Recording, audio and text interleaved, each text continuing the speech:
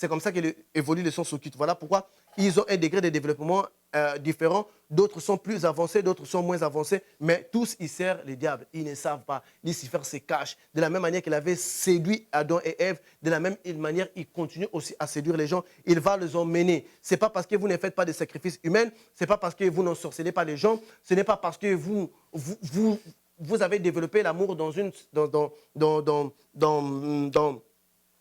certaine voie donnée que vous êtes dans les bons. Si l'amour sauvait un médecin, s'il aime son patient devait être sauvé. Ce n'est pas l'amour qui sauve, mais c'est la personne qui donne l'amour. Jésus-Christ, c'est lui qui sauve. Donc, toutes les religions occultes que vous connaissez, ils vont vous parler de l'amour pour vous enlever l'idée qu'il y a, la perdition qui est là.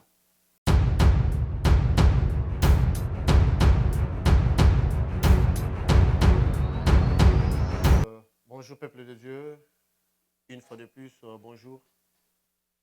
Nous vous remercions de nous avoir accordé cette opportunité d'être une fois de plus dans vos maisons pour vous apporter une part des vérités spirituelles. Pourquoi est-ce que nous devrons donner les réalités spirituelles? Pourquoi est-ce que nous devrons parler de ces réalités? Nous le faisons parce que lorsque nous parlons de la religion, nous voyons l'esprit. Et lorsque nous voyons l'esprit, c'est tout un monde.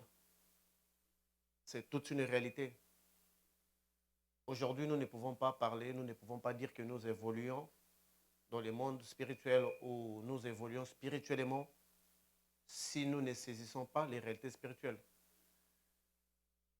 La Bible nous dit, Jésus dit, je m'en vais, je vous enverrai un consolateur. Le Saint-Esprit vous enseignera des choses que je ne vous ai pas dites. Donc, il y a une série de leçons que Jésus-Christ n'avait pas données, que les apôtres n'avaient pas données, que l'Église ne donne pas, mais seulement que le Saint-Esprit donne à un certain nombre d'individus. En ce moment que nous parlons, les enseignements qui se situent dans la dimension intérieure ou spirituelle ont déjà été disponibilisés depuis le jour où le Saint-Esprit était descendu sur les apôtres. C'est en ce moment-là que les enseignements de Jésus étaient répartis sous deux dimensions. Une dimension que nous appelons physique, où vous avez besoin de votre pasteur pour vous prêcher. Une autre dimension que nous appelons le spirituel, qui provient sous forme de vision, où la personne est confrontée à une vision qui le fait comprendre une réalité. Pour mon cas, aujourd'hui, j'ai préféré de parler de mon témoignage. Je préférais parler de mon témoignage. En vrai, pourquoi est-ce que j'ai préféré de parler de mon témoignage? Parce que le diable est tellement trop rusé qu'il a mis beaucoup de pièges pour attraper les gens, pour rendre les gens esclaves. Aujourd'hui, à l'heure où nous parlons, il y a beaucoup de gens qui sont esclaves du diable, mais ils ne savent pas qu'ils sont esclaves du diable. Il y a beaucoup de gens qui servent les diables, mais ils ne savent pas qu'ils servent le diable. Ces pièges-là, le diable les tend comment? Le diable les tend par une voie consciente où la personne va directement pour voir un magicien, où la personne va directement pour voir un marabout, où la personne va directement pour le but du pouvoir, où il va demander que le magicien ou la personne puisse l'initier dans l'occultisme, dans lequel la personne va grandir dans les pouvoirs. Donc, dans ce sens-là, les gens vont directement consciemment. Pour cette catégorie de gens, nous ne sommes pas intéressés à parler d'eux aujourd'hui parce que c'est un choix qu'ils ont fait eux-mêmes. Donc, ils sont obligés d'assumer toutes les conséquences et ils sont obligés de remplir les conditions qui leur sont exigées. Il y a une autre catégorie de gens qui sont initiés involontairement dans des voies que nous appelons la sorcellerie, où ils sont conscients qu'ils servent le diable par rapport aux activités qu'ils exercent, par rapport aux sacrifices qu'ils font. Tuer, rendre des gens malades, détruire, ils sont conscients. Un sorcier est conscient qu'il sert le diable.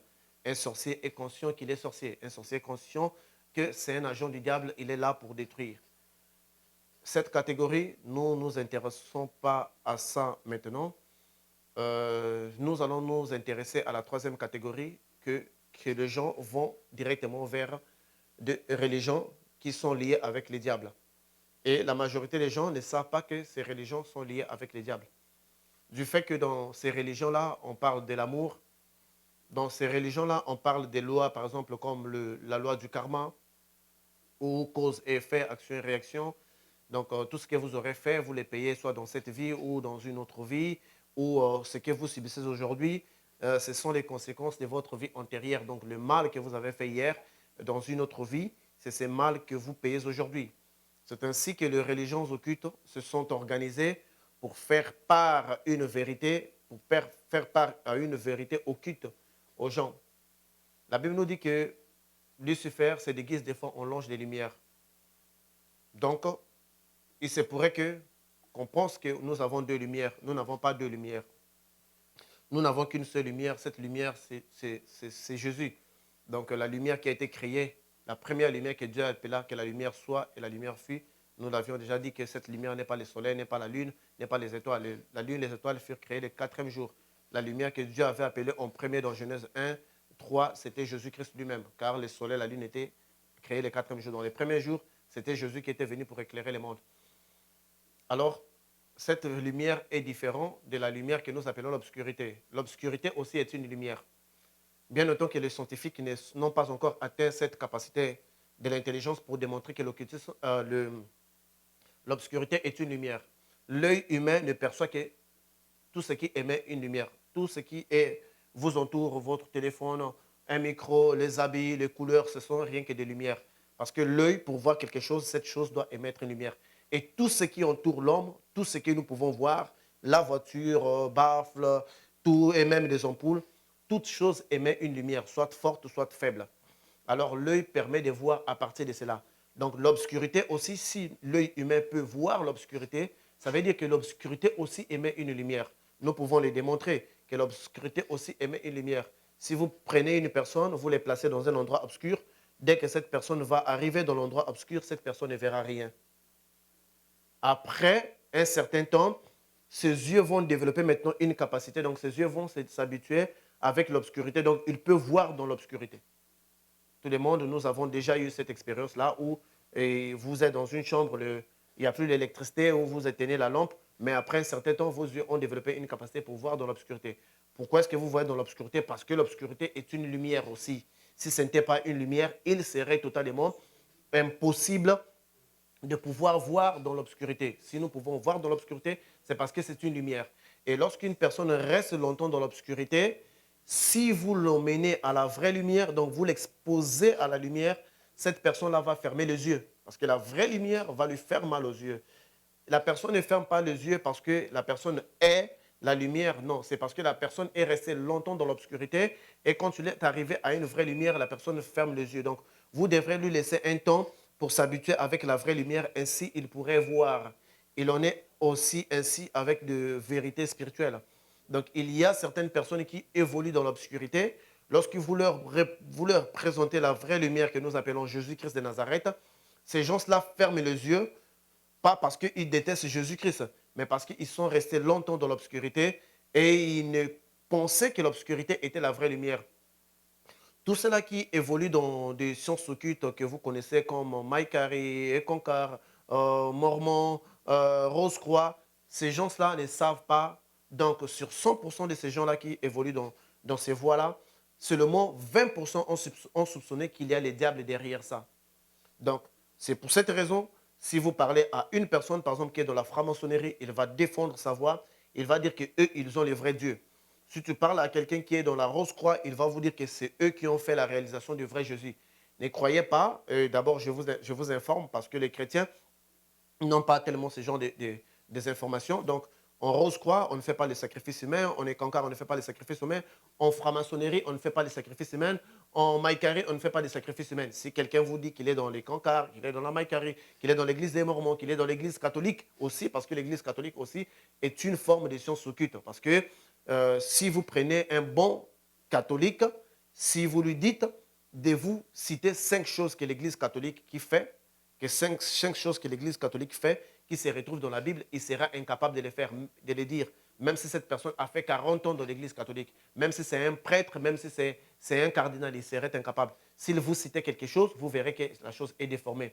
S'il vous parle, par exemple, on fait les baptêmes se trouvent dans la Bible, mais lorsque vous allez comparer leur baptême, donc, et vous allez comparer le baptême de la Bible, vous verrez que non, dans la Bible, il y a l'immersion et il moule la tête.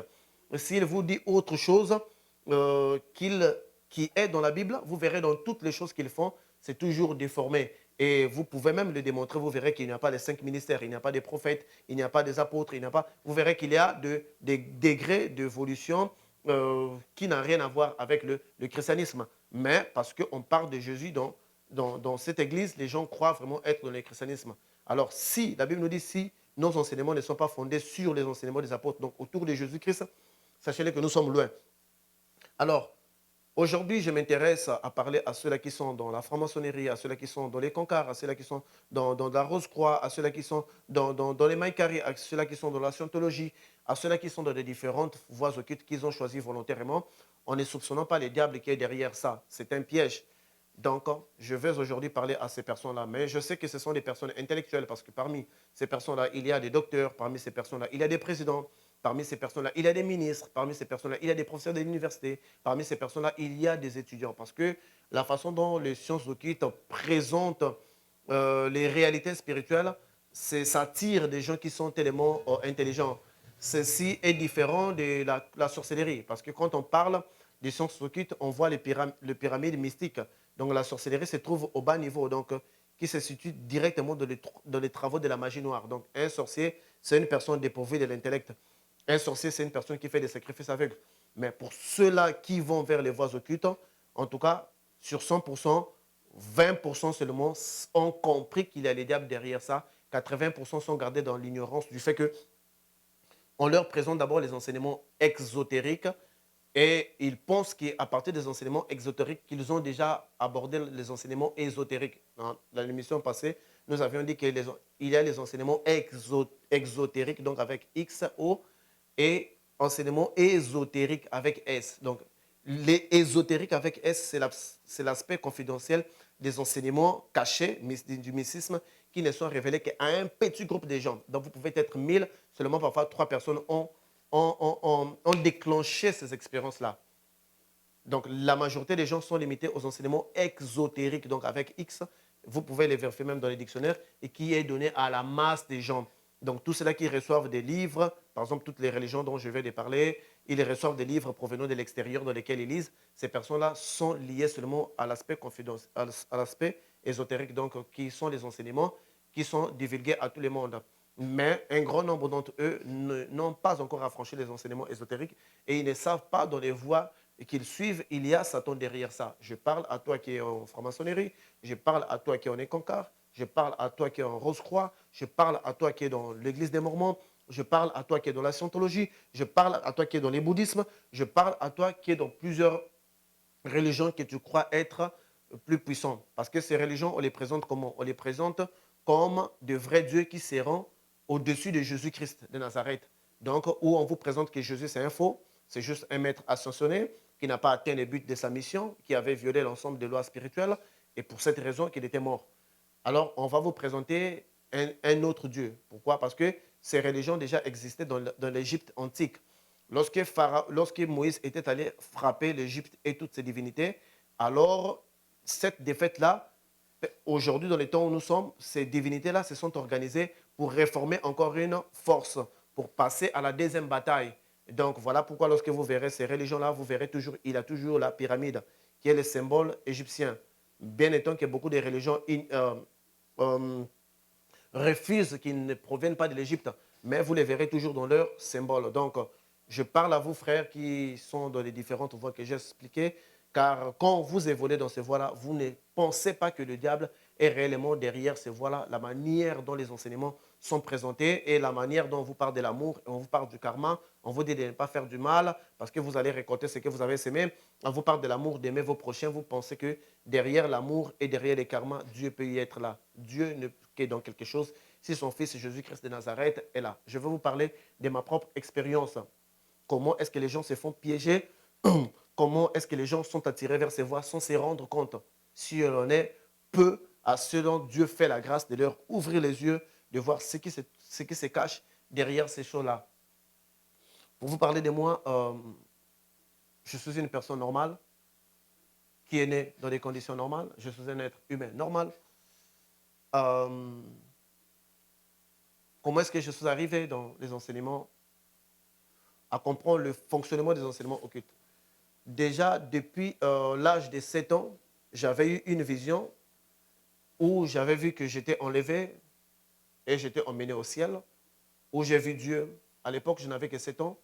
J'avais vu Jésus-Christ. À l'époque, je n'avais pas encore entendu parler de la Bible. Je n'avais pas encore entendu, même pas. Parce qu'à l'époque, on ne savait même pas qu'il y avait des pasteurs. Je pense bien qu'on n'avait que l'église catholique, on n'avait que l'église protestante. Quand j'avais 7 ans, je pense bien. C'est que je sache où ça existait, mais ça n'avait pas de l'ampleur dans les pays dans lesquels où je suis né. Alors, lorsque je fus enlevé, je vis Dieu, je vis Jésus. J'avais versé toutes les larmes de mon corps. J'étais tout petit. Voilà pourquoi cette expérience-là était restée sur moi. Alors, il y avait une chanson religieuse qui chantait là au ciel. Je ne vais pas dire cette chanson religieuse parce que ça, je ne suis pas en train de faire la promotion des musiciens, mais c'est une chanson ancienne. Mais j'ai entendu cette chanson. Quand cette chanson-là, ça chante au ciel, c'est comme si cette chanson-là chantait en moi, à l'intérieur de moi. Et j'avais vraiment versé toutes les larmes de mon corps. J'étais tout petit à l'âge de 7 ans et puis je m'étais réveillé. Cette expérience avait laissé une empreinte dans ma vie.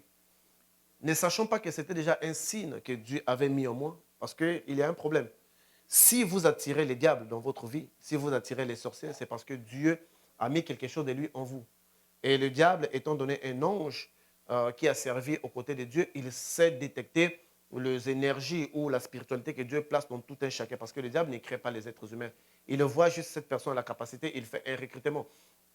Alors, à partir de cette expérience-là, je m'étais un peu réveillé spirituellement dans le fait que je m'intéressais maintenant à la Bible. À la Bible dans ce sens que j'aimais vraiment lire les livres de l'Apocalypse. Mais à l'époque, je n'étais pas encore converti.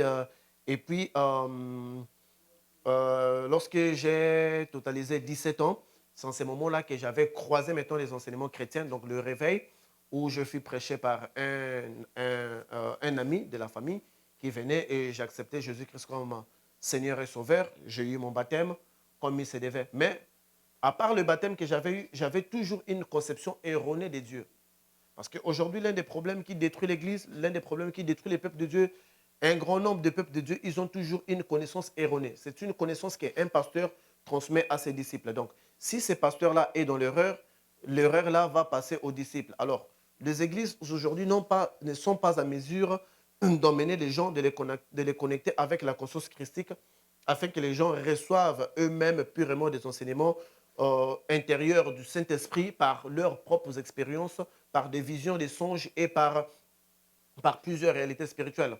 Alors j'avais toujours cette conception erronée de Dieu. Je me suis mis à balader des églises en église. Je suis passé chez les témoins de Jéhovah. Je suis passé dans l'église de William Marion Branham. Donc les messages, je suis passé dans plusieurs églises là où on disait avoir la vérité et j'allais dans ces choses-là. Mais en dépit de toutes ces choses-là, je n'avais pas vraiment une base spirituelle qui me prouvait réellement que Dieu existe. Je pouvais lire Dieu dans la Bible, je pouvais entendre Dieu dans les témoignages des gens, mais je n'avais pas de preuves tangibles sur ma propre réalité où je peux dire que je vis ça, où je peux dire que je fais ça. Alors ceci me gardait toujours insatisfait et je me disais, est-ce que réellement Jésus, il est vraiment ce que les gens disent? Est-ce que ce n'est pas seulement parce qu'à l'époque, et comme aujourd'hui aussi dans les églises, on nous présente un Jésus historique, mais on ne nous présente pas l'aspect christique. Donc le Christ, l'intérieur de Jésus, qui s'incarne par le Saint-Esprit, on ne nous présente pas Jésus ainsi. On nous présente un homme historique qui a fait ceci, qui a fait cela, qui a fait cela. Mais alors, au moment où nous sommes, Jésus-Christ ne travaille pas dans l'histoire. Il travaille dans sa dimension intérieure. Donc, toutes les manifestations que nous voyons de Jésus-Christ dans les visions, c'est le Saint-Esprit qui se manifeste dans ce niveau. Ce que l'Église devrait faire, c'est de connecter la personne avec le maître intérieur que nous appelons le Saint-Esprit. C'est ce qui ne se fait d'ailleurs pas dans l'Église. Alors, je croyais que je ne savais pas vraiment les fonctionnements des enseignements intérieurs, donc des enseignements de Dieu. Je n'en savais pas et je voulais comme ça, quand il y avait une situation, je devrais juste... ok.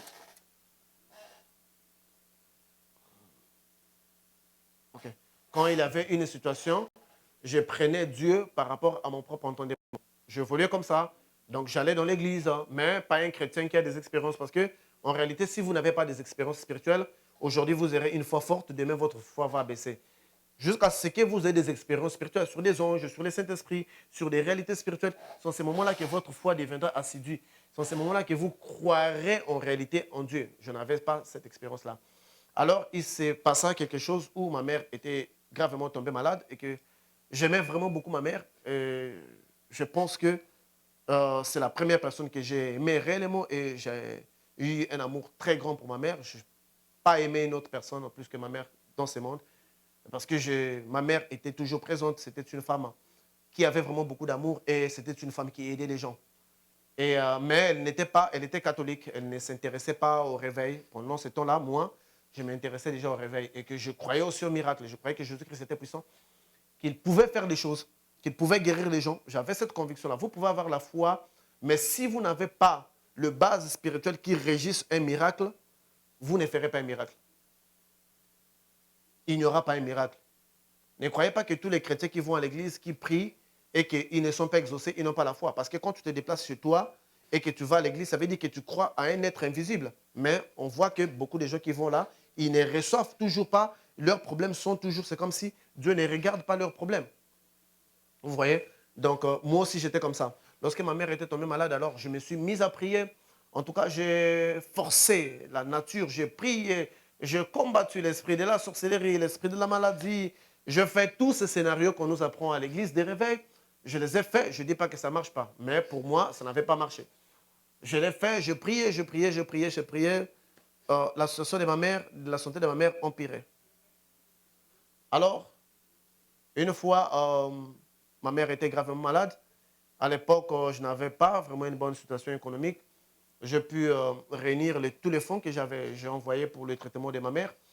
Malheureusement, sa situation a empiré. On m'appelle, on me dit que votre maman est dans un état trop critique. Nous ne savons pas si elle va survivre.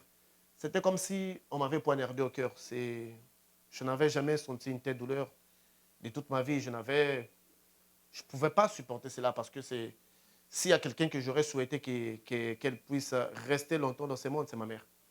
Alors, c'était vraiment un poignard. Donc, je me disais que s'il y a quelque chose que Dieu peut faire pour moi, c'était de guérir juste ma mère parce que je n'avais pas besoin d'argent. Je n'avais pas besoin que Dieu fasse des grandes choses pour moi. Je voulais juste qu'il enlève ça de la vie de ma mère. Je priais, je m'étais agenouillé. Je fais tout ce que les gens pouvaient faire. Je fais de prières d'autorité. Voilà pourquoi je vais vous dire que si on ne comprend pas les réalités spirituelles, vos prières ne sont que des bruits derrière, devant envers les oreilles des démons. Ce ne sont que des bruits. Je n'avais pas encore saisi cela. Alors, le 9 avril, on m'appelle vers 3 heures. Mon père m'appelle pour dire que ta maman est décédée. J'avais juste à peine fini de prier. J'avais avec moi la Bible que j'avais lue. Lorsque cette nouvelle est venue à mes oreilles, c'était comme si j'avais perdu la raison. Je me suis réveillé. J'ai d'abord crié parce que je ne pouvais pas me contenir. Je ne sais pas si je peux décrire cette douleur-là avec des mots. Seuls ceux-là qui ont perdu leur mère ou leurs parents proches qu'ils ont aimés peuvent comprendre cela. Il n'y a pas un mot vraiment pour les décrire. J'avais la Bible devant moi. J'ai pris la Bible, j'ai déchiré la Bible. J'ai déchiré la Bible, je l'ai jetée il y avait un bassin d'eau. Je l'ai jetée à l'intérieur du bassin d'eau. J'ai dit, mais Jésus n'existe pas. C'est juste un mensonge. Parce que j'avais vraiment prié. J'avais vraiment donné le meilleur de moi-même. Mais ça n'avait pas marché, elle était morte. Et c'était pour une maladie que j'étais incapable de guérir. Je me suis dit, mais si je suis un chrétien et que Jésus n'entend pas, il n'a pas vu ma douleur, donc c'est Jésus-Christ n'existe pas. J'ai déchiré la Bible, je l'ai mis de côté, j'ai resté comme ça.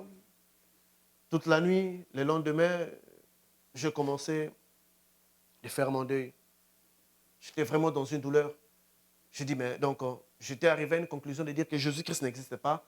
C'est juste quelque chose que l'Église catholique a inventé, quelque chose que des pasteurs ont inventé dans le but d'exploiter les gens. Parce que s'il existait réellement, vraiment, la façon dont j'ai donné ma vie, la façon dont je me suis sacrifié de prier, ma mère devait être guérie. Alors le lendemain, je dis non, là, je vais maintenant chercher une autre religion. Je ne vais plus être chrétien parce qu'il n'y a rien. C'est juste que des histoires. Donc, soit je vais devenir musulman, soit je vais pratiquer la magie, soit je vais aller dans une autre église là où on ne parle pas de Jésus, soit je vais être bouddhiste, mais je ne veux plus entendre parler de Jésus-Christ de toute ma vie parce que c'est un grand aventurier. Le lendemain, mon cousin vient parce que j'étais en deuil. Il vient me souhaiter les condoléances. Bon, puisqu'il savait que j'étais un chrétien fervent, un chrétien qui aime Dieu, un chrétien qui combat, un chrétien qui défendait, un chrétien qui prêchait. J'étais tout petit, je prêchais déjà, donc j'avais déjà une certaine connaissance. Je ne comprenais pas. Je lui parle de ma déception envers Jésus-Christ. Je lui dis, ben, si je savais que Jésus-Christ n'existait pas et n'entendait pas des prières et que c'était un aventurier, je n'allais pas perdre tout mon temps et mon énergie. Car, voilà, il n'existe pas. Mon cousin me dit, oh, écoutez, moi, nous, on avait déjà compris ça, que Jésus n'existe pas. Il y a des religions supérieures à Jésus-Christ. Il y a des voix qui enseignent de vraies réalités spirituelles. Il y a des voix qui donnent de vrais fondements sur Dieu que Jésus n'a pas. Je dis oui, mais sur quoi ces voix-là? Il me dit, ben, bon, je vais te laisser un livre. Tu vas lire ces livres. Lorsque tu vas lire ces livres, tu me diras qu'est-ce que tu penses de ces livres. Je dis, ben, c'est pas de la magie. Hein. Il dit, non, ben, c'est pas de la magie. De toutes les façons, tu pourrais les lire parce que si c'était des livres de magie, j'allais au moins te prévenir de faire attention à ça, à ça. Vous savez, mes frères, lorsqu'on vous tend un livre de magie, vous ne saurez pas parfois c'est un livre de magie. Il y a beaucoup de gens qui ont même lu des livres de magie sur Internet. Ils ont ouvert des portes dans leur vie est déstabilisée sans se rendre compte que ce qu'ils avaient lu, c'était de la magie. Et si j'avertis à ceux-là qui vont dans cette direction-là sans se rendre compte. Et lorsqu'il me présentait les livres, je lis, je ne veux pas faire la publicité du livre parce que je ne donne pas un cours sur l'occultisme. Je lis, le titre des livres m'avait vraiment beaucoup fasciné parce que c'était quelque chose qui parlait d'une sagesse, sagesse que les gens ne connaissent pas. Je dis, bon, comme je suis amoureux de la lecture parce que j'aimais déjà lire, ma vie c'était lire des romans policiers, j'aimais trop lire le livre SAS, roman policier de Gérard de Villiers, Plan. Donc j'avais déjà l'habitude de lire. J'étais une personne qui tuait. Alors je pris, dès que je pris la première page du livre, j'ai lu, en tout cas, ce que le livre-là disait, c'était exactement des réalités que nous voyons, mais nous n'avons pas l'explication de cela. Vous savez, lorsque le diable veut vous séduire vers lui, il va vous balancer 90% de vérité et il va balancer 10% de mensonges. Le diable, vous verrez comme dans le jardin d'Éden, il vient, il dit à la femme que Dieu vous a dit de ne pas manger les fruits qui se trouvent dans l'arbre, dans le jardin d'Éden, de tous les arbres. Mais alors que Dieu avait seulement interdit juste un seul fruit d'un seul arbre. Mais il dit que de tout. Ève lui dit non, seulement de l'arbre qui est au milieu du jardin. Il leur dit donc, il vient d'abord avec une vérité, quelque chose que Dieu avait dit, et de là, il glisse. Lorsque j'ai lu, c'était vraiment une lecture très intéressante. Et bien, puisque je voulais déjà me débarrasser, je dis, ah, voici une religion qui est au-dessus du christianisme. Au moins, avec cette religion, le Dieu mentionné ici, il peut au moins résoudre mes problèmes. J'étais vraiment dans la rage. Donc, à l'époque, si tu venais me parler des choses de Jésus, je pense bien... en tout cas, j'allais même je ne sais pas. En tout cas, j'allais même commettre un crime. Donc, je ne voulais même pas entendre me parler de Jésus-Christ. Alors, j'ai pris, lorsque je l'ai lu, j'ai dit, ah ben, j'aime ce livre. Alors, j'avais toujours ce côté-là d'hésiter. J'ai dit, non, mais est-ce que devrais-je pas donner une autre chance à Jésus? Quand j'ai pensé seulement à la douleur que Jésus m'avait causée par rapport à la mort de ma mère, j'ai dit, non, non, non. Je vais aller dans cette religion. Or, c'était dans les plans de Dieu. Parce que j'étais préparé pour connaître quelque chose et pour les faire part aux gens, à ceux-là qui sont aveugles, à ceux-là qui sont séduits, à ceux-là qui ne savent pas qu'ils vont droit vers l'enfer. Lorsque je lis, la nuit, bon, puisque j'aimais trop Jésus à l'époque. Je voulais dormir, bon, j'ai dit, je vais faire un test. Je prends la Bible, je mets à ma droite, je prends le livre là, je mets à ma gauche, je le mets sous mon matelas. Je dis, avant de dormir, si Jésus-Christ, tu veux vraiment de moi, alors parle-moi, ce soir même. Donne-moi des raisons pourquoi ma mère est morte, pourquoi tu n'as pu rien faire. Alors, si vous les maîtres, les enseignants de ces livres ici, si vous voulez vraiment de moi, parlez-moi. J'ai pris les 2 livres, j'ai placé la Bible de ce côté, j'ai placé les livres de ce côté. J'ai dormi. La nuit, vers 1h, je vis l'apparition des maîtres. On les appelle des gardiens des lumières. Ce sont des maîtres ascensionnés qui travaillent dans les mondes supérieurs. Ce sont des gardiens des lumières. Un gardien des lumières, un veillard apparu. Il dit, je t'attendais depuis très longtemps, tu es mon disciple. C'était tellement vrai que j'avais lu la Bible de toute ma vie, je n'avais pas vu même pas un ange, rien du tout. Je faisais que des lectures. C'était pour la première fois d'avoir des preuves palpables que les esprits existent réellement. Je dis, quoi? Il dit que non, je t'attendais depuis longtemps.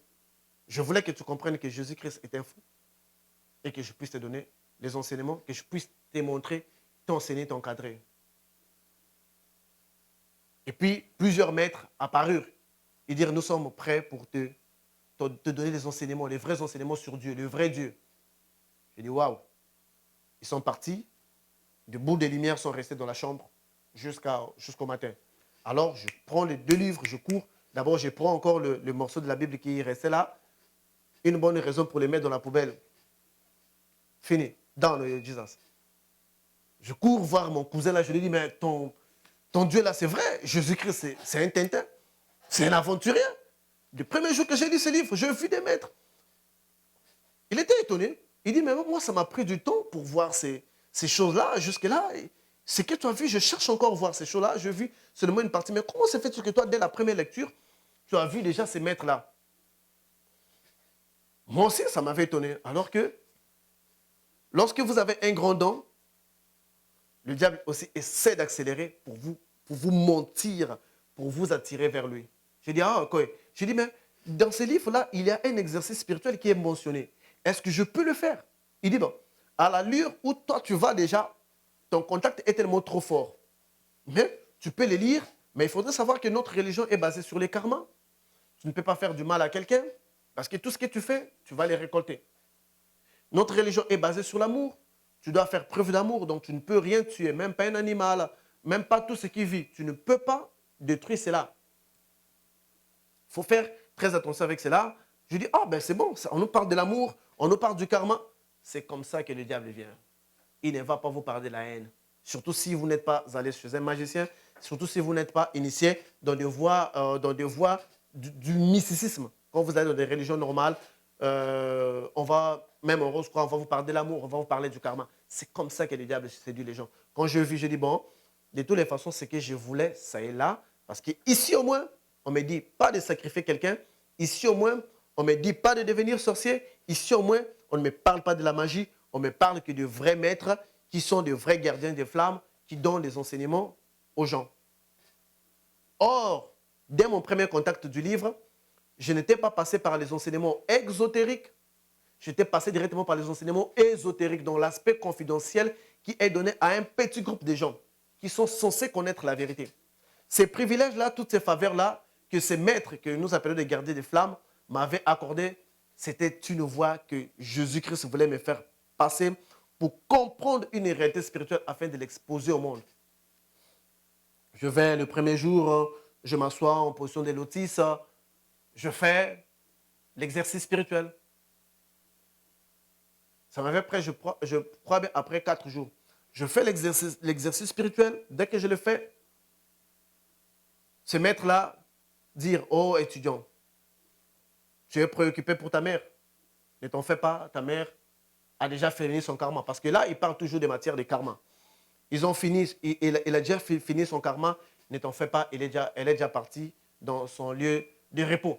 Alors, je leur demande la faveur. Je dis, est-ce que y a-t-il une possibilité que je puisse voir ma mère au moins, que je lui parle? Est-ce que vous contrôlez la mort et le séjour des morts? Vous savez, le diable est toujours celui-là qui se fait passer pour le supérieur. Surtout qu'à mon degré, je ne connaissais pas que le diable était derrière ça. Je pensais avoir débouché sur des expériences. Ils m'ont dit, ouais, écoutez, nous allons te montrer ta mère, mais tu ne pourrais rien faire pour lui. Pour elle plutôt. Alors, on m'appela, bon, écoute, c'est l'enterrement de ta mère. Je n'avais pas pu s'associer à l'enterrement parce que je ne voulais pas que je puisse craquer. Donc, je ne voulais pas voir ces choses-là. J'ai dit enterrer et dites-moi seulement de ce qui en est. J'ai dormi comme ça.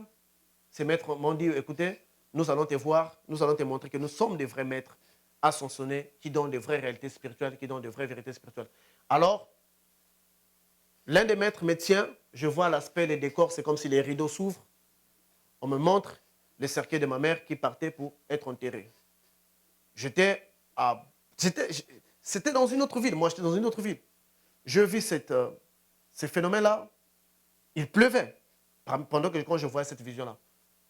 Bon, dans l'époque, je pensais que c'était une vision, alors que c'était déjà tout un mouvement qui était effectué là. Je ne savais même pas. Alors, je vis cela. J'ai essayé de faire recours à mes capacités spirituelles pour stopper l'enterrement.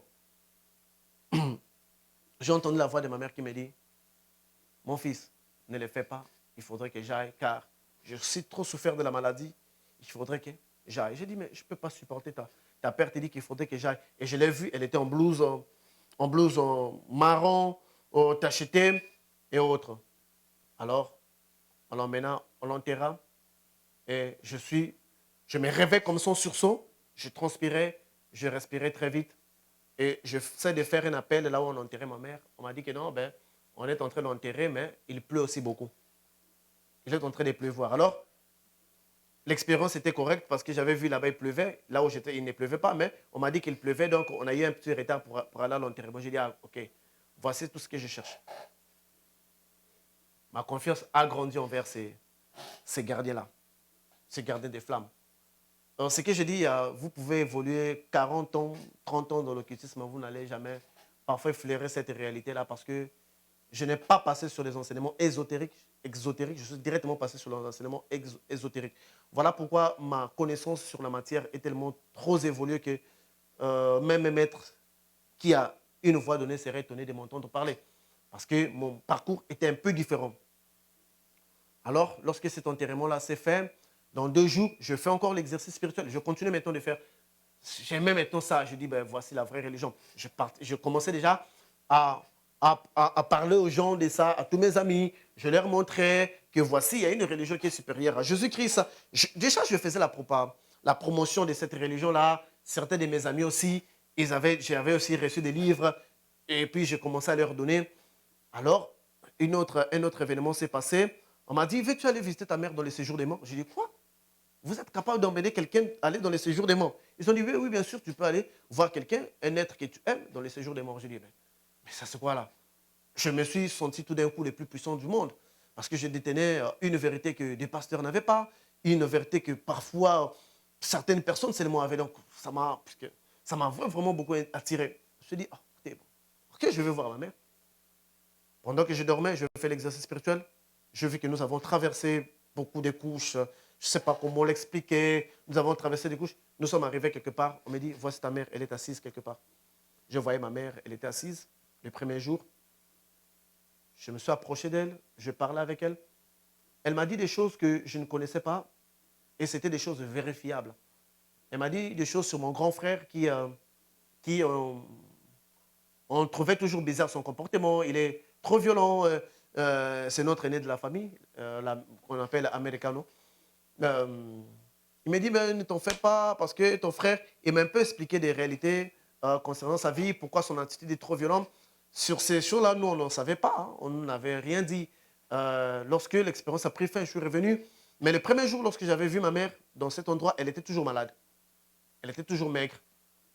Après 3 jours, nous sommes encore allés la visiter. Je l'ai vue, elle était bien portante. Ils m'ont dit que c'est ça le séjour des morts. Donc, lorsque l'enveloppe meurt, la personne est appelée d'emmener, de continuer la vie dans cet endroit. Donc, vous voyez, donc c'est à partir de mes expériences que j'ai découvert des vraies vérités spirituelles et que j'ai découvert la supercherie ou la tromperie aussi du diable derrière ces choses-là. Alors, j'ai eu l'audace aussi de commencer à poser des questions. Mais c'est quoi en fait votre religion? C'est quoi en fait cette réalité-là? Est-ce qu'il n'y a pas le diable qui est derrière ça? Ils m'ont dit, ben, le diable n'est pas derrière ça, car le diable, c'est les forces négatives. Tu ne serviras pas les forces négatives. Ils viennent toujours comme ça. Je vais voir encore mon cousin, je lui relate les expériences. Et puis, très vite, mon cousin est devenu mon élève. Mon élève, parce que dans ce sens-là, c'est moi qui devrais lui faire la lumière sur des choses. Moi aussi, je n'en comprenais pas. Il m'a dit, bon, écoute, quand c'est comme ça, tu dois même faire l'adhésion dans cette religion-là. Nous allons écrire une lettre, nous allons envoyer aux États-Unis, parce que la religion c'est ici, donc je mettais le nom pour ne pas être derrière les poursuites judiciaires. J'ai dit, ben, on va t'envoyer, ils vont t'envoyer des livres, tu vas lire. Là, tu vas encore comprendre bien l'aspect, donc tu dois combiner l'aspect extérieur avec l'aspect intérieur. Alors, je fais aussi l'adhésion. À l'époque, on m'emmena dans les centres là où l'église était. On est arrivé. Il y a des photos d'amour, il y a des photos des maîtres, beaucoup de maîtres. Alors, par des photos, j'ai reconnu le premier maître que j'avais vu, exactement tel qu'il était dans la photo. J'ai dit, mais moi, je connais cette personne-là, c'est la première personne que j'avais vue. Ils m'ont dit, ils ont commencé à m'expliquer, non, ça, ce sont des différents maîtres spirituels qui agissent dans la voie. Je leur demande maintenant, à propos de Jésus, ils disent, non, Jésus, c'est un voyou. Jésus, c'est quelqu'un qui a violé les lois spirituelles. Jésus, c'est quelqu'un qui se trouve dans la prison. Des causards. Jésus, c'est quelqu'un... son maître, c'était Zadok. Son maître qu'il avait enseigné. Donc, il avait été abandonné parce qu'il avait violé les lois. Vous, tout ce qui est volé dans les sens occultes, c'est cette chose-là qu'on vous dise. Peu importe votre religion. On vous dit ça. On dit qu'il est enseigné au moment de la prison. Il avait violé les lois, donc il avait violé les lois spirituelles. Voilà pourquoi on était obligé de l'éliminer à l'âge de 33 ans. J'ai pris les livres, j'ai commencé à lire. Alors, lorsque vous recevez le premier livre, vous devrez avoir l'initiation dans les mondes célestes. C'est là où la grande séduction commence. Parce qu'on va vous parler du ciel. Quand on vous parle du ciel, et que l'Église nous a toujours enseigné que Dieu, quand on parle du ciel, c'est lié à Dieu. Et quand on parle de Satan, on voit Satan par terre. Non, la Bible ne nous dit pas ça. Vous n'avez pas à combattre contre l'esprit, contre la chair et le sang, mais contre les esprits dans le lieu céleste. Ça veut dire que le diable existe dans le ciel. Si longtemps que l'Église ne serait pas à mesure de dire que le diable réside dans les ciels, pas dans les cieux, parce qu'il y a une différence entre les ciels et les cieux. Donc, je donnerai cette différence si j'attaque encore l'autre partie des témoignages, parce que je ne pense pas pouvoir les finir. C'est toute une série de témoignages. Alors, des expériences. Alors, quand je vis les ciels, on m'a dit que tu aurais à évoluer dans les ciels. Alors, vous savez, le diable est tellement trop malin qu'il va juste vous prendre la Bible. On m'a pris la Bible, on m'a montré là où Paul parle du troisième ciel. On a dit, écoute, ici là, Paul parle du troisième ciel. On m'emmène dans le Coran 17, là où les prophètes Mohammed, que je salue, que paix à son âme, me dit que Mohammed était parti au 7e ciel. Donc, quand tu évolues dans les mondes spirituels, il faut évoluer dans les ciels. Je dis, ben oui, je voyais c'était vérifiable dans la Bible. Je voyais c'était vérifiable dans le Coran et c'était vérifiable dans beaucoup des enseignements occultes. Je dis, ben, moi je ne savais pas que le Rose-Croix était dans les vrais. Je ne savais pas que la maïkarie était dans les vrais. Je ne savais pas que la franc-maçonnerie était dans les vrais. Du coup, ma conception du monde a changé. Ma conception de ces voies-là a changé. Je commençais directement mon jugement vers ces voies-là à stopper. Je dis qu'ils sont dans les vrais parce qu'ils ont découvert cela. On m'a dit, ben, tu auras à évoluer dans ça là. Alors, je pose la question.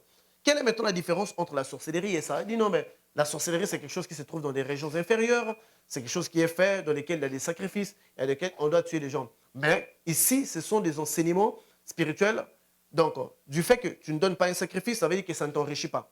C'est juste une connaissance. Donc, tu peux avoir la totalité de ces enseignements-là, mais tu seras toujours pauvre. Tu dois travailler. Si tu veux devenir riche, tu dois aller voir quelqu'un qui va te mettre en contact avec des esprits qui vont t'enrichir.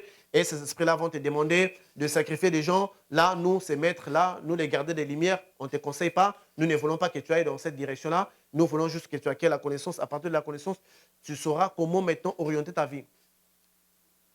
J'ai dit, oh ouais, ça c'est bon. Alors, après avoir juste fait la lecture un mois seulement du premier livre que j'avais reçu, or, l'initiation devrait se dérouler après une année complète de la lecture du premier livre, mais bizarrement pour moi, dès que j'ai fait la lecture, pendant 3 semaines, je devrais y avoir ma première initiation dans les mondes astral supérieurs. Dans les mondes, quand je parle de l'astral supérieur, il y a une différence entre l'astral inférieur et l'astral supérieur. Ici, je parle comme une personne qui a connu ces régions-là par sa propre expérience. Je ne parle pas comme étant un néophyte ou une personne relatant des histoires appartenant à une autre personne. D'ici, il me montre maintenant la différence qui existe entre l'astral inférieur, qui est dirigé par l'entité appelée Elam, et l'astral supérieur, là où c'est le ciel de beaucoup de religions. Cela qui vaut dans le monde, dans la religion des Mormons, on leur dit que si vous mourrez, vous pouvez avoir fait un mariage ici, votre mariage va continuer même quand vous allez mourir. Il s'agit de cet astral supérieur qui est soutenu par 7 colonnes de lumière et que beaucoup de religions ici au monde présentent comme étant le ciel. C'est un lieu de repos. C'est d'abord c'est un lieu de repos pour plusieurs personnes. Pour ceux-là, et qui sont des personnes qui ont pratiqué les bons actes dans leur vie. Quand une personne a été bonne dans sa vie, quand il meurt, cette personne-là ne va pas en enfer. Cette personne va d'abord dans un lieu de repos parce que c'est cette scène-là, quand la personne meurt, la personne quitte son corps. Dans ces premiers temps, la personne va voir son corps et puis soudain, le décor va changer, tout va devenir sombre. C'est lorsque ça va devenir sombre, c'est en ce moment-là que la personne donnera tout même. C'est en ce moment-là que la personne regrettera de ne pas avoir embrassé Dieu, de ne pas avoir aimé Dieu. Et si la personne, pendant cette expérience-là, là où tout devient sombre, si la personne avait juste une petite notion de Dieu, et si la personne avait en lui des actions positives, il y aura une petite lumière. C'est comme un point de lumière. Et ce point qui va apparaître dans l'obscurité, je ne sais pas si ça vous aspire ou vous êtes projeté. C'est difficile d'expliquer cette expérience-là, mais tout ce que je sais, vous allez vous diriger vers... Ça, c'est la mort pour tous ceux-là qui ne prient pas, pour tous ceux-là qui n'ont pas accepté Jésus, pour tous ceux-là qui sont, je dirais même, qui sont des bonnes personnes. Parce que vous pouvez être une bonne personne, vous pouvez atteindre le lieu de repos. Jésus-Christ avait loué le bon samaritain, mais Jésus-Christ ne nous parle pas de la religion du bon samaritain. Il avait loué les bons samaritains par rapport à ses bons actes. Donc si vous êtes bon, vous pouvez obtenir l'approbation du Seigneur, vous pouvez être loué, vous pouvez recevoir les éloges du Seigneur. Donc c'est si vous, puisque Dieu aime votre bonté, puisque Dieu aime vos actions positives, vous allez atteindre ces lieux de repos. Donc vous serez aspiré vers cette lumière, ce petit point.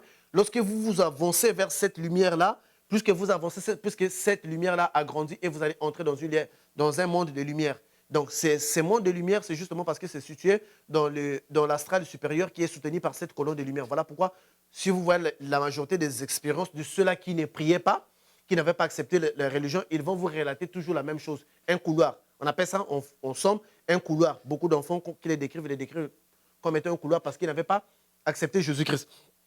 Alors, lorsque je me suis établi dans l'astral supérieur, qui était d'abord un monde supérieur aux sorciers, qui était d'abord un monde supérieur aux magiciens, parce que les sorciers et les magiciens, tous, ils opèrent dans l'astral inférieur. Ils n'atteignent pas l'astral supérieur parce qu'ils sont déséquilibrés par la quantité de négativité ou de méchanceté. Or, moi, déjà, sur les enseignements qu'on m'a donnés, on me disait qu'il fallait être bon, donc je ne tuais plus des animaux. Donc, je peux voir une insecte, je ne vais pas la tuer. Je peux voir quelqu'un, donc je faisais même pas aussi du mal, parce que quand je savais, si je fais du mal à quelqu'un, c'est la loi de cause et effet. Voilà, donc le fait que vous voyez une personne qui est bonne, ne veut pas dire que, parce que vous êtes bon, ne veut pas dire que vous avez trouvé Dieu. D'être bon ne veut pas dire que vous avez trouvé le salut. Le salut n'est que Jésus-Christ. Être bon, ça va vous équilibrer dans des mondes spirituels. Être mauvais, ça va vous déséquilibrer. Mais le fait d'être équilibré ne veut pas dire là le salut, puisque vous n'allez qu'atteindre les mondes spirituels inférieurs. Donc, de ma propre expérience, déjà, j'avais connu l'astral supérieur que plusieurs magiciens ne connaissent pas. Et alors, je devrais rencontrer le maître dans cette dimension-là. Donc, les maîtres, parce que tous ces petits maîtres-là, ils avaient un maître supérieur qui était le gardien de cette religion, en fait. C'est lui qui devrait donner aux disciples l'initiation dans les mondes intérieurs. Alors, je vis l'astral supérieur, qui est d'abord une ville très lumineuse, qui est une très belle ville, et qui les sorciers n'arrivent pas là. Ce que je dis là, les sorciers déjà ne connaissent pas ça, parce que ça, c'est pour eux. Même les magiciens qui de vaudou ne connaissent pas ça, parce que ça, ce n'est pas à leur niveau. Ça, c'est pour ceux-là qui vont dans l'occultisme. Ok. Je voyais cette lumière-là, je me suis cru au paradis. Alors, je voyais maintenant les maîtres qui venaient, tel que décrit l'expérience dans le livre, comment on devrait se dérouler. Il venait, il était là, tout souriant. Il venait, il était dans la joie. Il me dit, félicitations. Il ne restait qu'à me voir pour comprendre mieux le monde spirituel. J'ai obtenu, pendant mon initiation, je vois directement, nous étions dans une salle. Dans une salle, il me dit de répéter certaines choses. Je répétais certaines choses. Et puis, il me donne une feuille jaune. Or, la feuille jaune devait être donnée à ceux-là qui atteignent l'initiation supérieure pour connaître pour être un initié supérieur, donc pour connaître les mondes qui se situent au-dessus de l'éthérique. Puisque nous avons les mondes astral, physique, astral, causal, mental, éthérique et de monde supérieur, qui est ceux du sens occulte, considérés comme étant des mondes supérieurs. Moi, dès la première initiation, on m'a déjà donné une feuille jaune. Sur cette feuille jaune-là, ça devrait me donner l'accès à connaître des mondes supérieurs. Vous voyez comment est-ce que Dieu fait les choses? Puisqu'il voulait que je découvre le fonctionnement de ces choses-là. Il voulait que je puisse découvrir. À partir de quand j'ai obtenu la feuille jaune-là, je me réveille de mon expérience. L'expérience était tellement réelle. J'avais constaté que mon état de conscience avait changé. Ma façon de voir les choses, le monde avait vraiment changé. Et tout d'un coup, j'étais devenu plus calme. Tout d'un coup, j'étais devenu une personne qui réfléchissait, qui observait les événements, qui ne jugeait d'ailleurs plus. Parce que quand vous êtes dans le sens occulte, on vous demandera de ne pas juger personne. On va vous dire que toutes les personnes sont des âmes. Ils sont en train d'apprendre leur leçon spirituelle. Si une personne est homosexuelle, il faut les laisser comme ça. Si une personne tue les gens, il faut les laisser comme ça. Donc, on vous met déjà dans une neutralité, dans un tel point que vous ne pouvez pas interférer contre les travaux du diable. Vous voyez comment est-ce que le diable travaille? Donc, en ce moment-là, vous êtes ignorant. Vous ne savez même pas que le diable est derrière toutes ces choses-là. Alors, quand je me réveille, je vais, maintenant, parce que je pouvais déjà adhérer à un centre de physique qui représentait cette religion-là, ils m'ont dit, bon, écoutez, j'ai expliqué, ils ont dit, mais ton initiation, ça s'est bien passé, mais la feuille jaune-là, c'est pour des hauts initiés. Mais pourquoi ils t'ont remis la feuille jaune-là? À partir de cela, je commençais déjà à entendre une voix qui me dit, mon fils, ne va pas vers cette voie-là, car cette voie-là, c'est de la magie. La voix m'a parlé. Je dis, qu'est-ce qui se passe? Je signale, je dis, mais quand j'évolue spirituellement, il y a une voix qui me dit que je ne suis pas derrière ces voix-là, c'est de la magie. Ne porte pas ça dans ton cœur. Contente-toi de comprendre.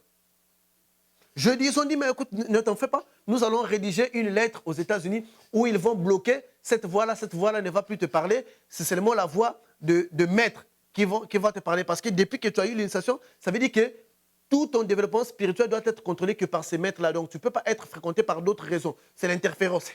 Ils ont appelé ça les interférences. Ils ont fait tout ce qu'ils pouvaient faire. Ils ne pouvaient pas stopper cette voie-là parce que cette voie-là, c'était la voie de Jésus.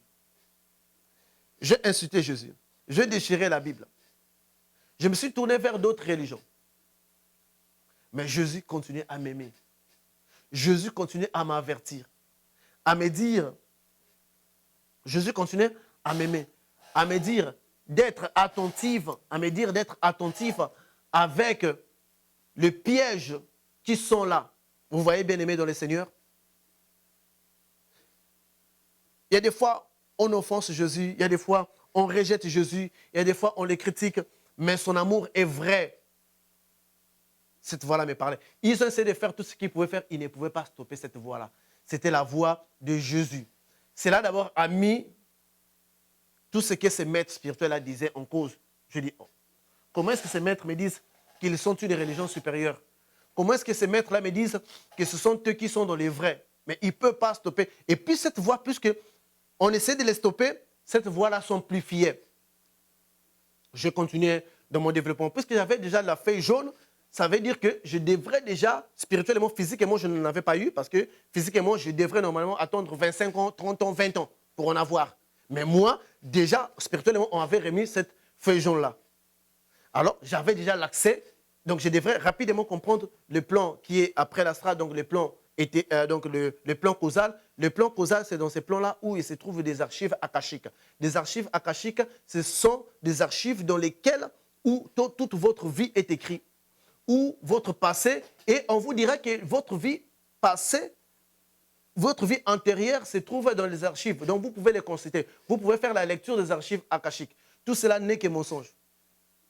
Il est réservé à l'homme de mourir qu'une seule fois, ensuite venir le jugement.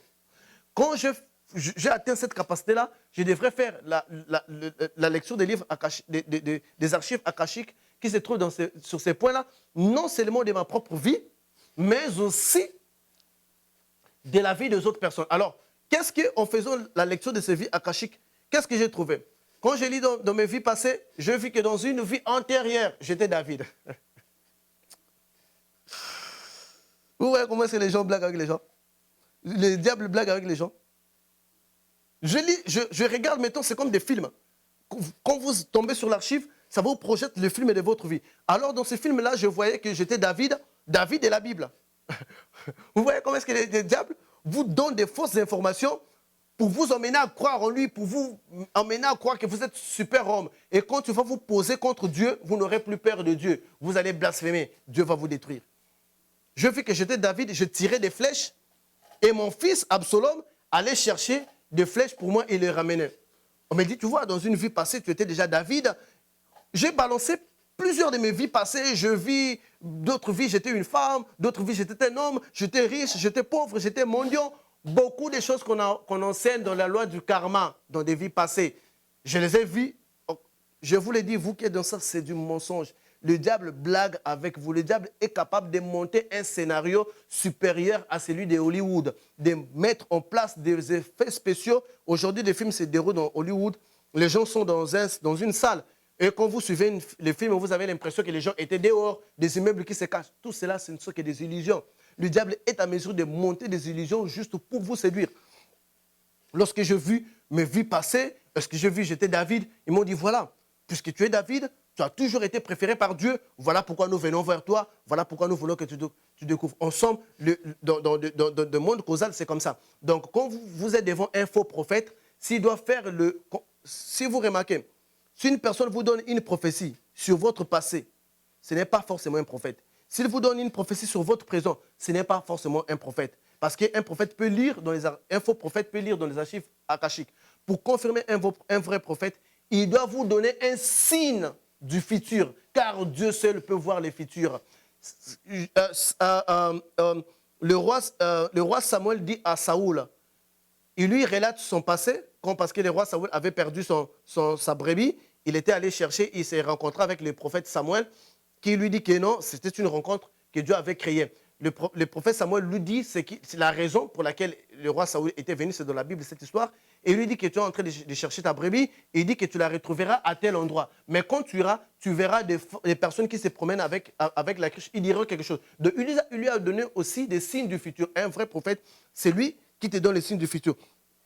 C'est vrai, ton prophète a dit que ta famille, ce sont des sorciers. Il t'a relaté des événements du passé. Est-ce qu'il t'a donné un signe du futur qui s'accomplira?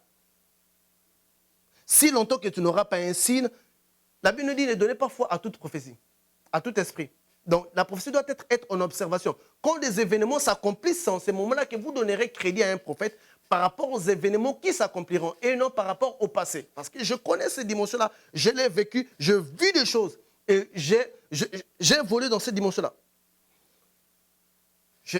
Je ne peux pas décrire tout ça. Donc, dans chaque dimension, vous allez dans chaque plan. Parce que lorsque nous parlons de plans, ceux-là qui évoluent dans les sciences occultes, ils ne considèrent pas ça comme étant des mondes de Lucifer. Ils considèrent ça comme étant des plans d'existence dans lesquels, donc ils appellent ça des mondes de Dieu, dans lesquels toute forme de divinité gérant un certain plan donné, c'est l'expansion de la divinité supérieure qui s'incarne à des divinités minuscules en donnant l'impression de différents dieux. Donc chaque science occulte, par rapport à son degré, par rapport à son apogée, si certaines se limitent au plan astral, donc leur ciel, c'est le plan astral. Si vous vous limitez au plan causal, votre ciel, c'est le plan causal. Si vous vous limitez au plan mental, votre ciel, c'est le plan mental. Si vous vous limitez au plan éthérique, votre ciel, c'est le plan éthérique, ainsi de suite. C'est comme ça qu'évoluent les sciences occultes. Voilà pourquoi ils ont un degré de développement différent. D'autres sont plus avancés, d'autres sont moins avancés, mais tous, ils servent les diables. Ils ne savent pas. Lucifer se cache. De la même manière qu'il avait séduit Adam et Ève, de la même manière, il continue aussi à séduire les gens. Il va les emmener. Ce n'est pas parce que vous ne faites pas de sacrifices humains, ce n'est pas parce que vous n'ensorcelez pas les gens, ce n'est pas parce que vous avez développé l'amour dans une certaine voie donnée que vous êtes dans les bons. Si l'amour sauvait un médecin, s'il aime son patient devait être sauvé. Ce n'est pas l'amour qui sauve, mais c'est la personne qui donne l'amour. Jésus-Christ, c'est lui qui sauve. Donc, toutes les religions occultes que vous connaissez, ils vont vous parler de l'amour pour vous enlever l'idée qu'il y a la perdition qui est là. Alors, sur chaque développement, il y avait le livre, le livre que je lisais pour mieux comprendre ce que je voyais dans le monde spirituel. Alors, je suis passé dans le développement du monde mental. Le monde mental, c'est là où, parce que dans le mental, nous avons le PMU, des pouvoirs mentaux universels, que je n'oserais pas d'ailleurs expliquer ici, parce que ce n'est pas un développement spirituel de tout le monde. Il y a beaucoup de gens qui sont stockés dans leur évolution spirituelle qui ne peuvent pas atteindre ces mondes ou dépasser ces mondes. Si je me mettrais à décortiquer le peu qui est le pouvoir mental universel, cela peut donner la piste à plusieurs personnes. Quand vous atteignez ces points-là, votre capacité intellectuelle, donc votre quotient intellectuel est développée. Donc subitement, j'étais devenu vraiment très intelligent, très brillant. Donc ma capacité d'assimiler, de comprendre les choses, dès que je parlais avec une personne, pour la première fois, la personne avait constaté que je suis déjà intelligent. Voilà pourquoi beaucoup de personnes qui sont dans l'université, ils embrassent ces voies-là parce qu'ils veulent assimiler. Voilà pourquoi beaucoup de professeurs qui sont de l'université, ils embrassent ces voies-là parce que ça leur permet d'être plus intelligent, d'être plus brillant. J'étais déjà devenu intelligent et brillant. Je dépassais le plan mental que dans les plans mentaux, c'est là où même, en fait, Lucifer est établi.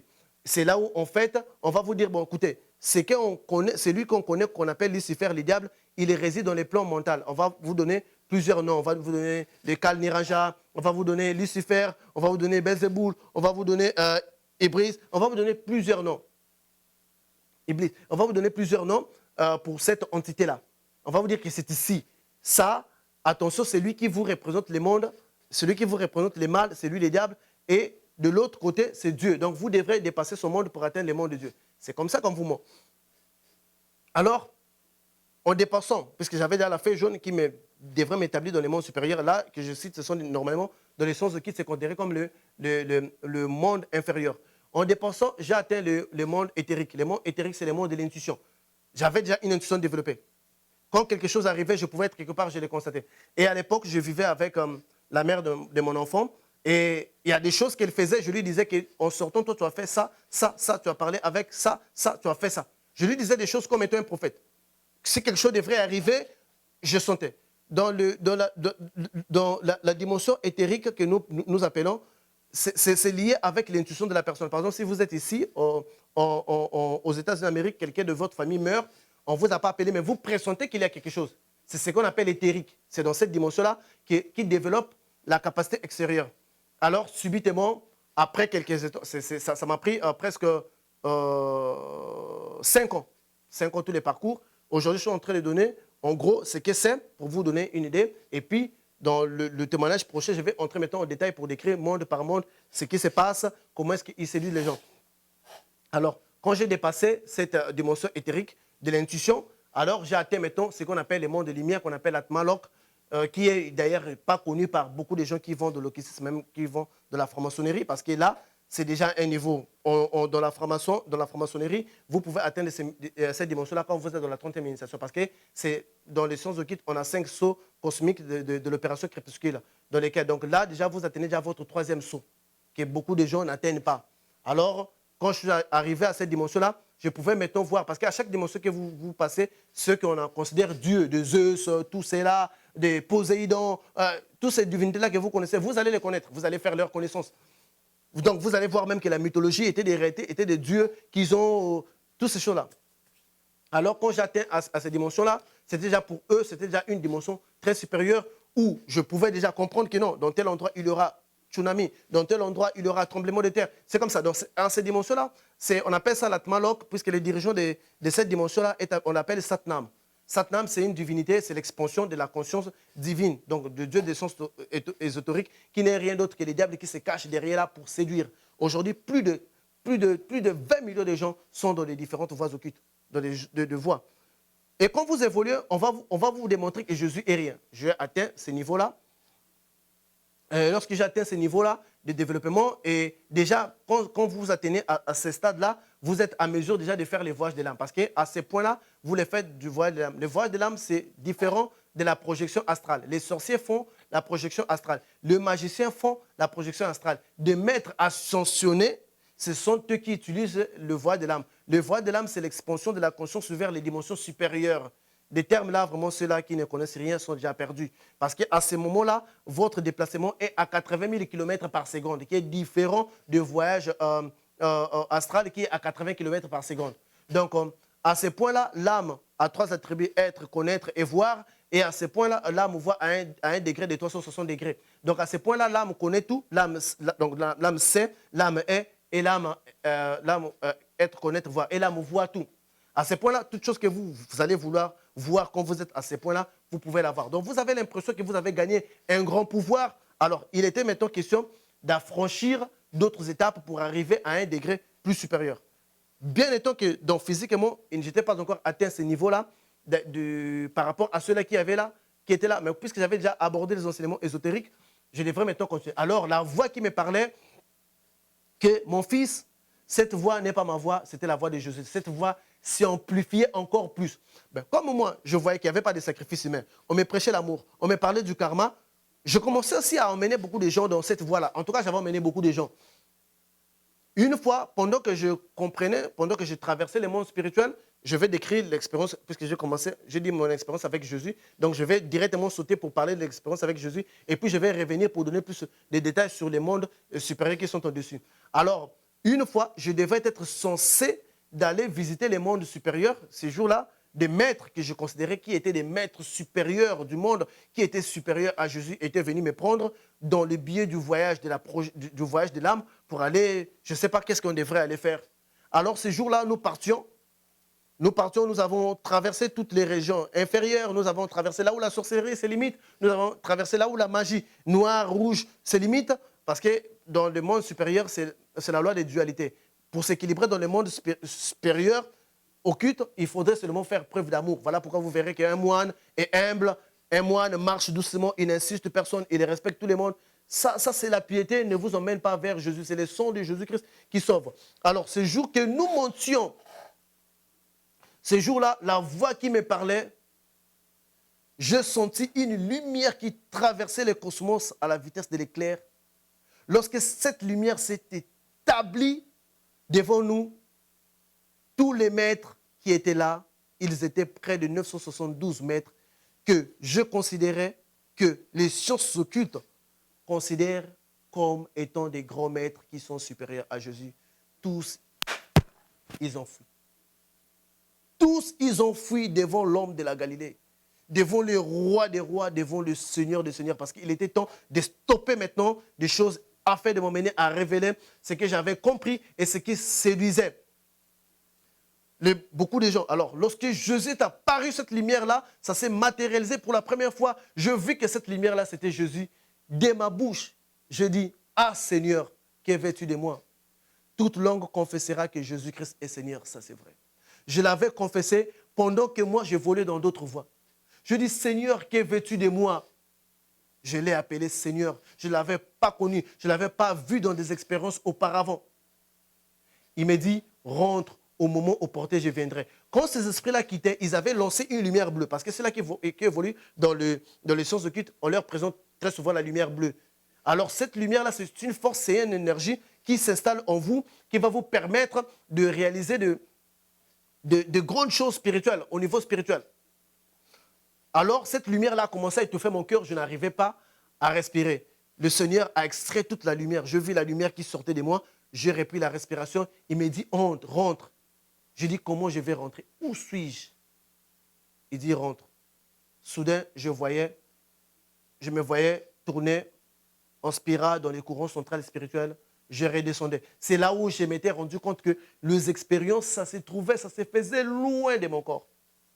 Lorsque j'arrive dans mon corps, je tombe, je sens, je vois mon corps et mon corps m'aspire. Je me retrouve à l'intérieur de mon corps. Ça m'avait pris quelques secondes pour voir avec mes yeux. J'essaie de voir. Lorsque je puis voir, je tombe à genoux.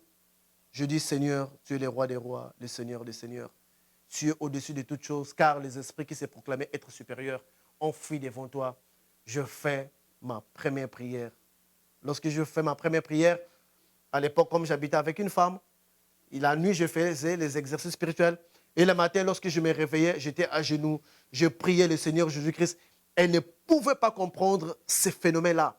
Elle ne pouvait pas comprendre ces changements-là. Aucun pasteur n'est arrivé. Aucun homme de Dieu a prêché à cet enfant-là. Et pourtant, ce qu'il faisait, il les défendait. C'était pour le bien. Même parce que les livres étaient là dans la maison. Enfin, on pouvait lire. Parce que ce n'est pas les livres que vous soupçonnerez qui sont liés avec les diables. Dans le deuxième partie de mon témoignage, je vais bien expliciter. Ceux-là qui ont les livres, ils vont comprendre les dangers qui se trouvent derrière les livres. Ces livres-là. Et alors, lorsque je fais cette prière-là, à 12 heures, après 3 jours, c'est là où j'ai vu le Seigneur est arrivé. Le Seigneur Jésus-Christ est arrivé dans ma chambre. C'est à 12 heures que j'ai senti des gens sont entrés dans ma chambre avec 12 personnes, 12 apôtres. Lorsqu'il est entré, nous avons parlé. Il y a des choses que j'ai parlé avec lui que je ne peux pas dire parce que ça, c'est mon aspect confidentiel. Ça, c'est mon appel. Ça, c'est ma profondeur. Il m'a dit des choses. Il m'a dit, je te donnerai des signes. Que quand tu prierais pour une personne, cette personne doit avoir une vision. Et quand tu prierais pour une personne, cette personne doit avoir... Tu opéreras dans le monde spirituel tout comme dans le monde spirituel. C'est-à-dire que je t'utiliserai dans le monde physique, je t'utiliserai dans le monde spirituel pour confirmer que tu es vraiment un serviteur que j'ai choisi. Quand il m'a dit des choses qu'il m'avait dit, comment est-ce que seraient les choses, je m'étais pour cela. Il me présente, il me dit, tu sais pourquoi je suis venu avec 12 apôtres? Tu reconnais le 12e apôtre? Le 12e apôtre était Matthias, ce n'était pas Judas. Celui qu'on avait remplacé par les apôtres à la place de Judas. Et à partir de là, lorsqu'il me présentait les apôtres, il me dit que tu es au même rang qu'eux, donc tu es un apôtre. Je dis merci Seigneur. Et il s'est en allé. Et je me suis mis à genoux, j'ai prié. Après 2 jours, je vis maintenant une expérience dans laquelle on m'emmena devant la porte d'un endroit qui était le paradis. Devant cette porte-là, il y avait un arbre et à côté, il y avait un ange qui était à côté, qui était différent des anges que j'avais connus dans l'astral supérieur. Quand je vais revenir sur mon témoignage, je vais décrire maintenant ces réalités qui se trouvent dans chaque monde. Cet ange-là, il était vraiment différent, il était vrai, un vrai ange, d'ailleurs de Dieu. Lorsque je l'ai vu, il était là à côté, je vis de l'eau qui coulait de cet arbre-là. L'Esprit de Dieu me dit, va, bois cette eau-là, c'est de la sagesse. Je pris mes mains, je pris le premier gorgée, je pris le deuxième, je pris la troisième, et je vis des pièces d'or. Je pris les pièces d'or, je tenais les pièces d'or. Ils me disent, les pièces d'or que tu tiens, c'est ta provision monétaire, donc ton argent dans les mondes des vivants. Il ne te manquera rien. Tu ne tomberas jamais dans l'obscurité. Tu ne tomberas jamais dans la pauvreté. Toutefois que les choses seront difficiles, j'entendrai ta voix et j'ouvrirai les portes pour toi. Pour cela que dans ma vie, les portes s'ouvrent facilement. Les gens pensent que j'ai de la chance. Moi, je n'ai pas de la chance. C'est Jésus-Christ qui m'avait emmené à cette dimension-là. Et l'eau que j'avais bu, on m'a dit que cette eau-là, c'est de la sagesse maintenant. Tu es sage, maintenant, tu comprendras les mystères cachés. Je n'avais pas d'abord su, quand je me suis réveillé, je n'avais pas vraiment su ce que ça voulait dire. Alors, je me suis dit, bon, je vais au moins commencer à lire la Bible. Je ne connaissais pas vraiment bien la Bible. Lorsque j'ai ouvert les livres de Genèse étaient différents. Lorsque je voyais au commencement, Dieu dit que la lumière soit. Je voyais directement derrière cette phrase, ça venait Jésus. Le Saint-Esprit me disait, cette lumière-là, ce n'est pas le soleil, ce n'est pas la lune, ce n'est pas les étoiles. C'est là où j'ai commencé maintenant des leçons intérieures. Il me dit, cette lumière, c'est Jésus. Car la lune, les étoiles, le soleil ont été créés dans le 4e jour. On m'emmène dans Genèse 1, 17. Je vois les lunes, les étoiles, tout a été créé le 4e jour. Dans les premiers jours, on me dit que c'était Jésus, la lumière. On m'emmène dans l'Apocalypse 21, où on dit que la ville n'aura pas besoin de la lumière. C'est la gloire de Jésus-Christ qui va éclairer. On me dit que Jésus, c'est la première lumière. On m'emmène dans Jean, on me montre que c'est la lumière du monde. C'est là où j'ai commencé à voir des leçons spirituelles. Voilà pourquoi, quand je parle des choses, personne, aucun pasteur ne va dire que j'ai enseigné ces révélations-là à ces petits. Aucun. J'assiste, j'écoute, mais il y a des révélations que je prie directement depuis la voix intérieure. Et à partir de cela, je me suis mis à beaucoup prier, je me suis mis à gêner et c'était une confusion parce que les gens savaient que je défendais les voies occultes, je défendais les enseignements occultes. Et quand je parlais, les gens venaient se confronter vers moi, la façon dont je pouvais expliquer la Bible et dont je pouvais prendre la profondeur des mystères cachés. Parce que moi, je ne parlais pas des histoires, que Moïse a fait ça, Moïse, non. Quand je vois, par exemple, l'Arche de l'Alliance, pourquoi est-ce que l'Arche de l'Alliance a 2 anges? On m'explique, quand Dieu vient sur l'espace, sur terre, quand il prend le corps physique, il se promène avec 2 anges. Comme quand Abraham était assis, Abraham avait vu Dieu avec 2 anges. Ce sont ces 2 anges-là qui se trouvent dans l'Arche de l'Alliance, qui se fait des ailes comme ça, qui se regardent. Ce sont ces 2 anges-là. On commence à même donner la signification de toutes choses. Alors, cela m'a donné le goût d'aller dans les églises pour vérifier les enseignements que j'avais eus intérieurement, pour les vérifier dans la Bible et dans les enseignements des autres apôtres, des autres enseignants de Dieu, des pasteurs et autres. C'est en ces moments-là que je suis devenu un enseignant spirituel. Ces événements-là, c'est fait en 2014.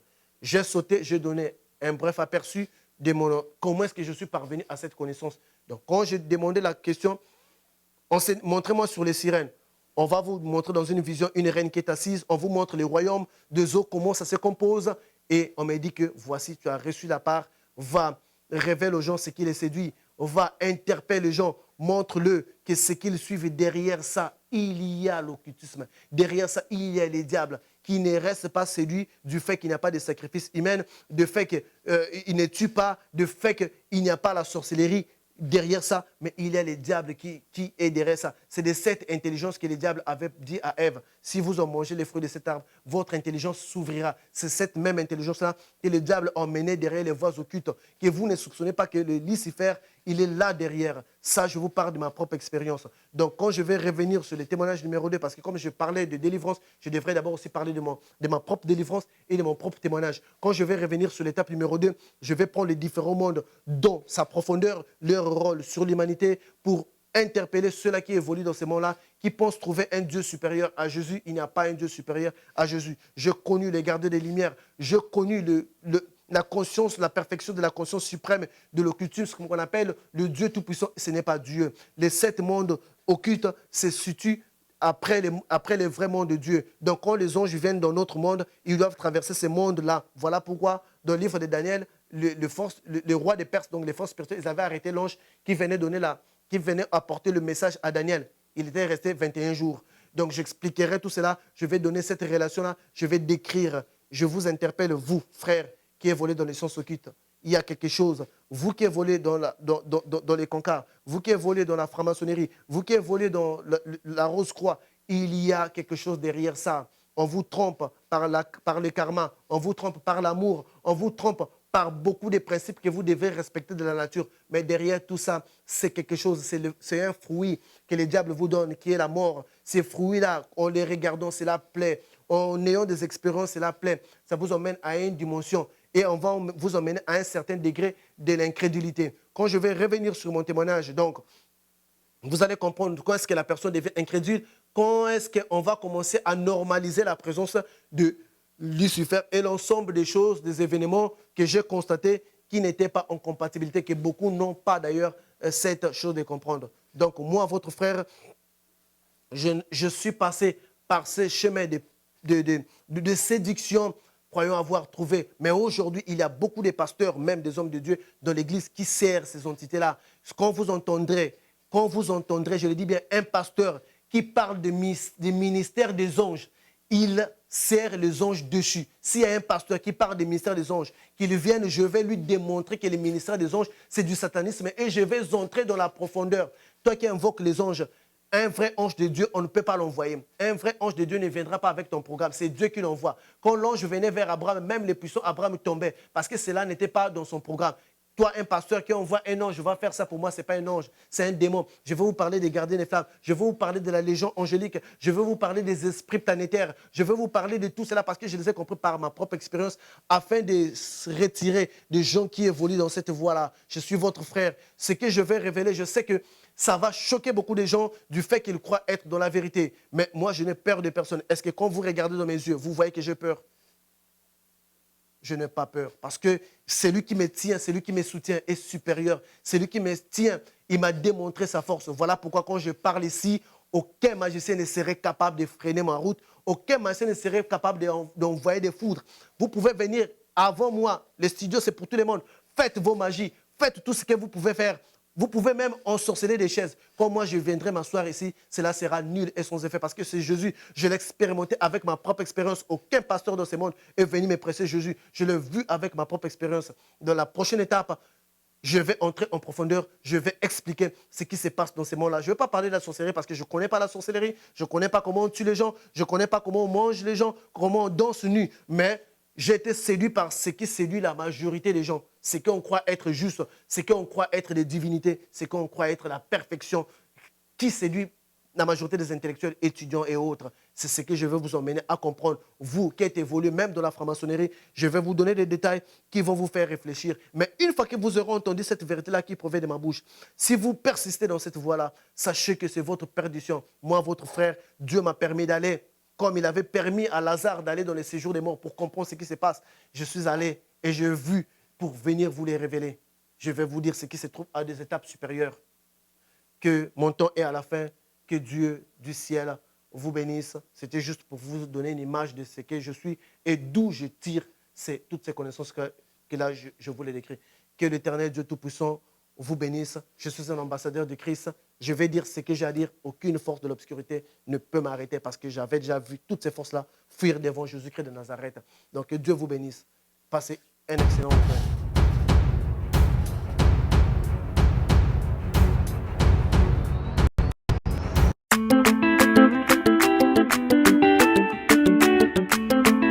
Enos.